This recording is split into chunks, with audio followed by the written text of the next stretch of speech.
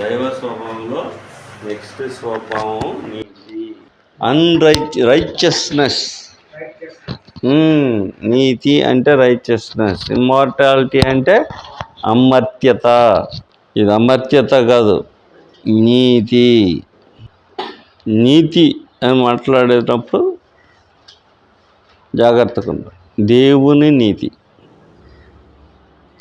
మానవునికి ఒక నీతి ఉండేది. శాస్త్రమును బట్టి ఒక నీతి వస్తుంది, నిబంధన బట్టి ఒక నీతి వస్తుంది. మానవుల నీతి మానవుని యొక్క ఆలోచన మీద ఆధారపడింది. మానవుల నీతి మానవ ఆలోచన మీద ఆధారపడింది. వాని దృష్టిలో ఏది చెడుతనం కాదో అది నీతి. మానవుని దృష్టిలో ఏది చెడుతనం కాదో అది నీతి. ఉదాహరణకు తాగకుండా ఉండటము నీతి. తాగకుండా ఉండటం నీతి మానవుల దృష్టిలో. మంచోడు, నీతిపరుడు. ఈ నీతి మనుషుల నుంచి మనుషులకి తాగకుండానే కాదు, ఇంకేదైనా కానీ, లేకపోతే మోసం చేయకుండా ఉండటం నీతి మనుషుల దృష్టిలో. నీతి మనుషుని నుంచి మనుషులకి వేరుపడుతుంది, సమాజం నుంచి సమాజం కూడా వేరుపడుతుంది. కొంతమందికి, ఉదాహరణకి కొంతమంది పాన్ వేసుకోవటం తప్పు కాదు, నీతి. పాన్ అంటే తెలుసు కదా, పాన్ ఒక పడి కిల్లి అది వేసుకున్నా తప్పు కాదు. కొందరికి అదే పాన్ వేసుకోవటం తప్పు.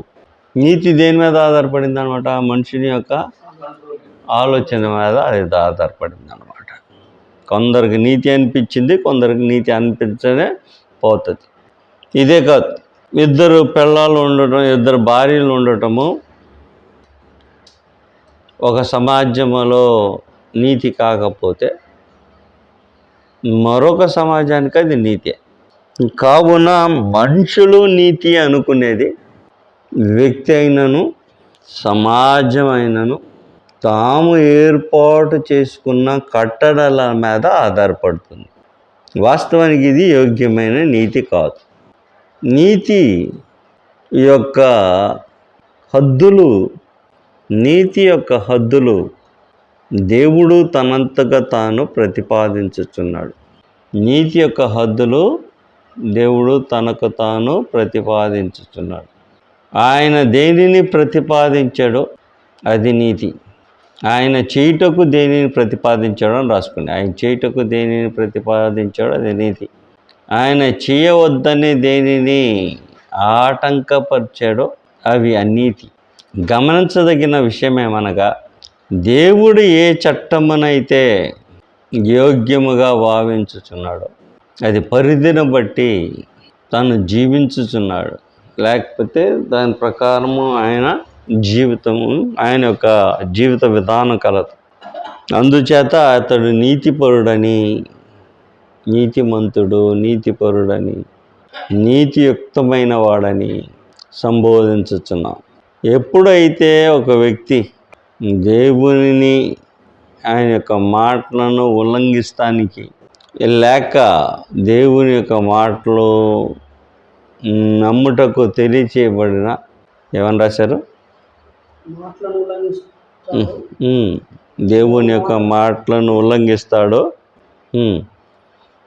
ఉల్లంఘించిన క్షణమే అది ఉల్లంఘించేటకు తన మరణం నిర్ధారించుకునేందున అతడు అనీతిపరుడుగా ఉండును.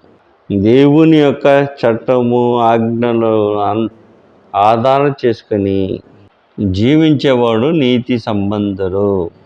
ప్రతి నిబంధనకు ఒక నీతి కలదు. Next paragraph.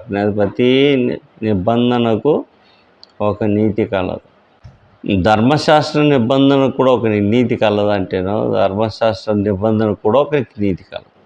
దానిని ధర్మశాస్త్ర సంబంధమైన నీతి అంటారు.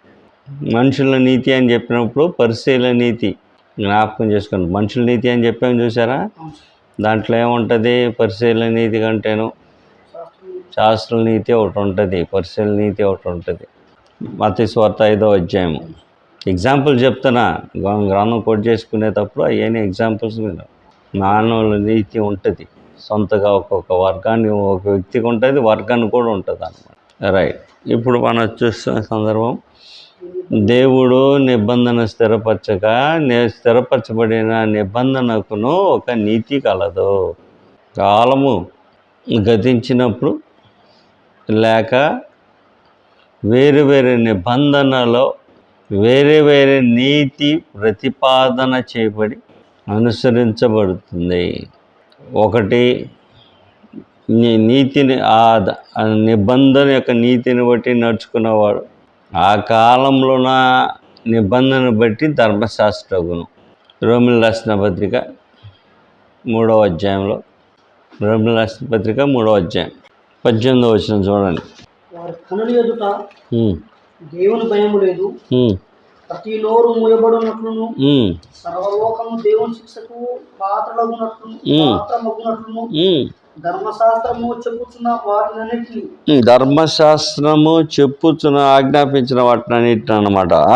ధర్మశాస్త్రమునకు లోనైన వారితో చెప్పుచున్నది ఎరుగుదుము, ఏలయనగా ధర్మశాస్త్ర సంబంధమైన క్రియల మూలముగా ఏ మనుషుడును ఆయన దృష్టికి నీతిమంతుడు అని ధర్మశాస్త్రానికి ఒక నీతి ఉందన్నమాట.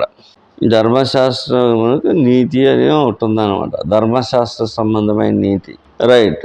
ధర్మశాస్త్ర సంబంధమైన నీతి ఉందని కాబట్టి ఆటోమేటిక్గా ఏముందన్నమాట, క్రొత్త నిబంధన సంబంధమైన నీతి కూడా ఉండేది. ధర్మశాస్త్ర సంబంధమైన నీతి ఉంది కనుక ఆటోమేటిక్గా క్రొత్త నిబంధన సంబంధమైన నీతి కూడా ఉండేది. నీతి ప్రదర్శన దేని బట్టి జరుగును? క్రియల ద్వారా జరుగును. నీతి ప్రదర్శన జరిగే విధానము క్రియల ద్వారా జరుగుతుంది. రైట్. ఇప్పుడు నీతి గురించి మనం మాట్లాడేటప్పుడు ధర్మశాస్త్ర సంబంధమైన నీతి దేని మూలంగా వస్తుంది? క్రియల మూలంగా వస్తుంది. అలాగనే క్రీస్తునందు నీతి సైతము క్రియల మూలంగా వస్తుంది. క్రియలు అంటే ఏ క్రియలు? ధర్మశాస్త్ర సంబంధమైన క్రియలు కాదు, వేరే నీతి క్రియల మూలంగా వస్తుంది. గమనించుకోవాల్సిన అవసరం ఉందన్నమాట. మనుషులు టు మనిషి నీతి మారుతుంది, సమాజం టు సమాజ నీతి మారుతుంది, కాలం టు కాలం నీతి మారుతుంది, పరిస్థితి అంటే సమాజం నుంచి సమాజం నీతి మారుతుంది. అలాగా నీతి మారుతూనే ఉంటుంది.